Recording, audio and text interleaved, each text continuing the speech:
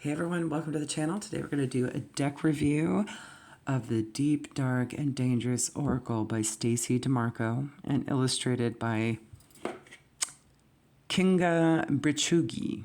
Okay, hopefully I'm saying that right. Usually what I do with these is I just show you how they came to me. Of course, I've unwrapped everything and cleansed the decks and everything. And then I'll go through the book and show you what's in the book here. And then go do a flip through of the actual deck itself. And then at the end, I'll shuffle on camera and pull a card for you guys so you could get a sense of how the deck is written in the book, okay? All right, so it comes in one of these boxes. There are 44 cards in this deck, and there's the inside of the boxes. I think that's pretty neat. Of course, you've got the image of Medusa on the front, all the way around. And then its backside. And of course, rock pool decks always come with little extra something. I'll just leave it in the box. And when you put the box together, it sits pretty well on a shelf, okay? As you can see, this is also slightly embossed and sparkly, if I can get it to shine for you. Not because, there you go. All right. All right. The book itself has 122 pages, all right? Every card is numbered, which is very helpful, not in alphabetical order. All right. There's a lot of mythos in this deck, okay, of the darker aspects of things. And we're using that as lessons to understand that it's a sacred act to seek, find, play with, and even have conversations with the monsters in our unconscious, okay? Love that. So this would be a very good shadow work deck, okay? And then it talks about how each card is structured, with the messages also including a description, a plant companion, a crystal companion. Oh, that's helpful. So if you want to integrate the message into a ritual, you can. And then we have all of the spreads here, suggested spreads. Of course, you can always freestyle it or do some other type of spread. And then the cards are indicated 2 pages. And I like that it's in color. That's helpful. Talking about duality as well as the messages itself, okay? Of each and every card. Anything in the backside for us? About the author and the illustrator. Okay. And on the binding, backside, all the cards' fronts look like this, backsides look like this. There is a bit of gloss to them that means a little bit of strength. One thing I love about this deck is check out this gilded red edge. Shiny. Also strengthens the cards for you as well. And it's a good size oracle thickness too, so it's not too difficult to hold and shuffle. 44 cards, and they're about the size of an average size hand, so that's pretty user-friendly for all. All right, let's flip through and get some of this unsticky from packaging. Card number 1. I'll just go through all 44 of them for you.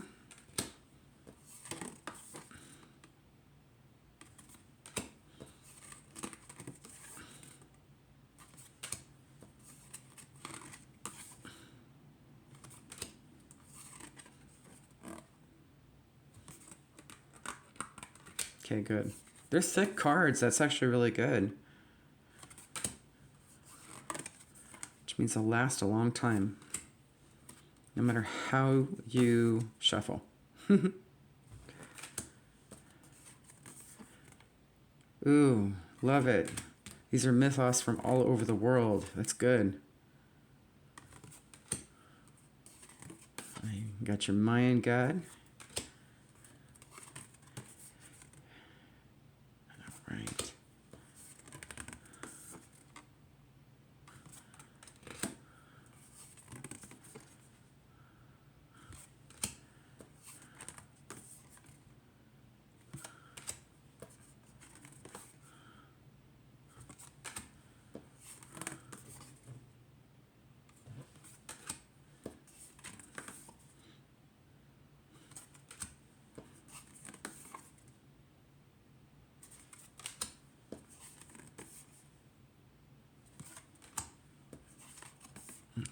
22, halfway mark.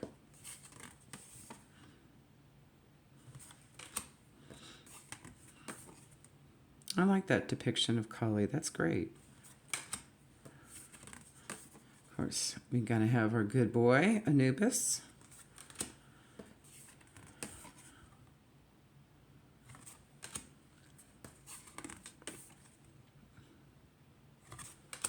This is a good mixture. I like this.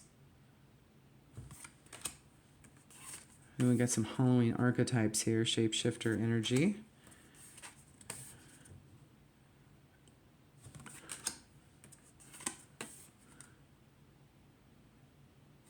Oh, I don't think I've seen the Chimera in any other deck yet. Nice.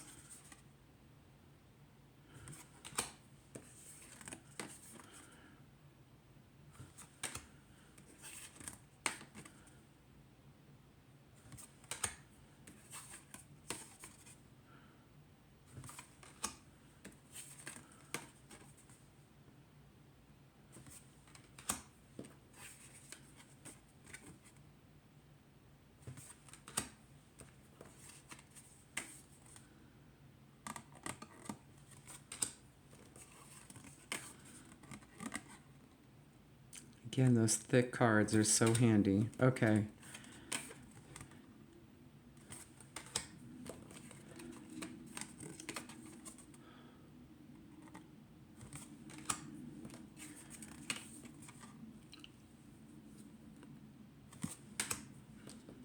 Of course, our box cover choice is Medusa. And last but not least, number 44. All right. Let's get a side shuffle going. Now, because they are thicker, they might be a little stiffer in the beginning for you, okay? I definitely feel that they're pretty stiff right now. But they do have some flexibility, so in time,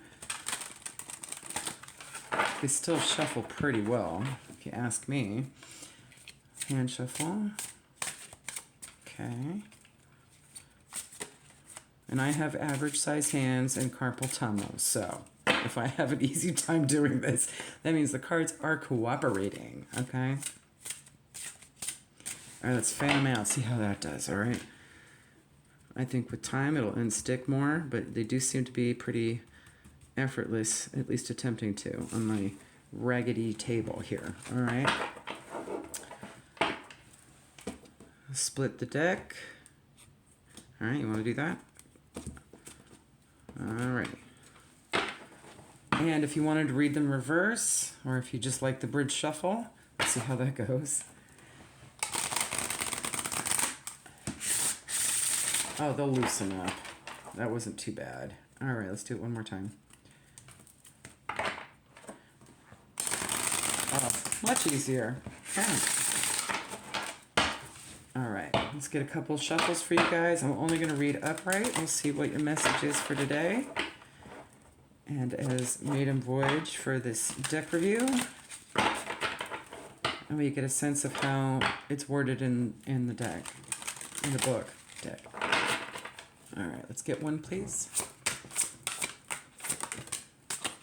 We have Sybil, number 13, and then word deep. Okay, so I guess each one's going to be deep, dark, or dangerous, right?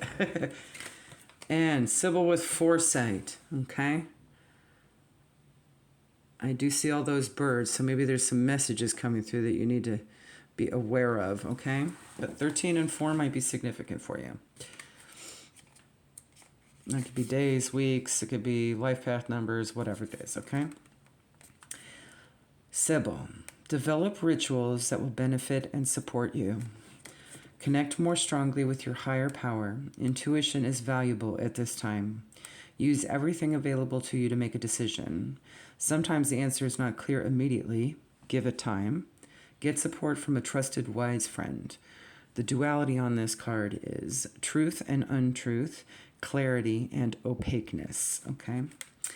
In the ancient world, particularly around the Mediterranean, there were female oracles who were consulted for their abilities to look into the future.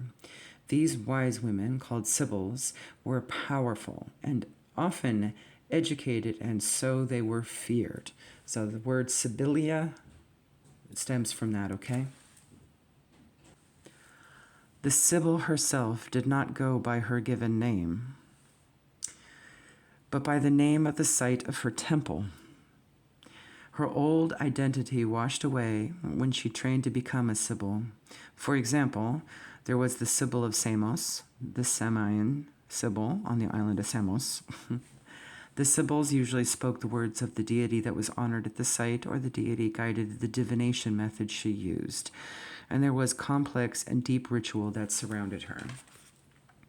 When consulting a Sibyl, the shamanic style journey started for the petitioner by the act of traveling towards the Sibyl, and the psychological preparations of this kind of pilgrimage consolidated on that often long journey. There were a number of well-known Sibyls across the Greek and Roman empires, and historically there is the idea of a network of 10 shrines with 10 Sibyls. The Eurythian Sibyl, the Cumaean Sibyl, the Delphic Sibyl, the Tiburtine Sibyl, Samian Sibyl, Hellespontine or Trojan Sibyl, Cimmerian Sibyl, Phrygian Sibyl, Libyan Sibyl, and Persian Sibyl. It's a lot of Sibyls to say. I'm getting where this is going here. You might have to explore and maybe do things through Oracle at this time, okay? The most famous Sibyl was that of Delphi. The term Sibyl would have predated the eventual specific label of the priestess there, eventually referred to as the Pythia. The temple complex dedicated to the god Apollo and also his twin Artemis was the most powerful in the ancient world. Alexander the Great, King Croesus, Pythagoras, Socrates, and Lysander consulted the Sibyls there. Set high in mountains with a valley leading to the sea, this place was not just atmospherically special, but geothermally active. It was a place of earthquakes and deep springs and cracks that leaked gases. The Pythia sat on the three-legged stool within a cave that released vapors deep from within the earth. We now know that this natural gas was most likely a kind of methane. This changed the mental state of the priestess, enabling her to go into trance so she could receive the words of Apollo directly. Her messages were not always clear, and there were other sacred staff there to assist people with interpretations. Some messages, though, were crystal clear. For example, when the Roman Emperor Nero visited the oracle, he was told by the Sibyl, "Your presence here outrages the god you seek. Go home." We know before the visit, Nero had murdered many people, including his own mother. The plant companion for this card is Bay. Its crystal companion is Lapis, and that's for communication, okay? Divine communication. And Bay also helps you with that as well. There you go, guys. Hopefully that helps. Have a good one. Bye.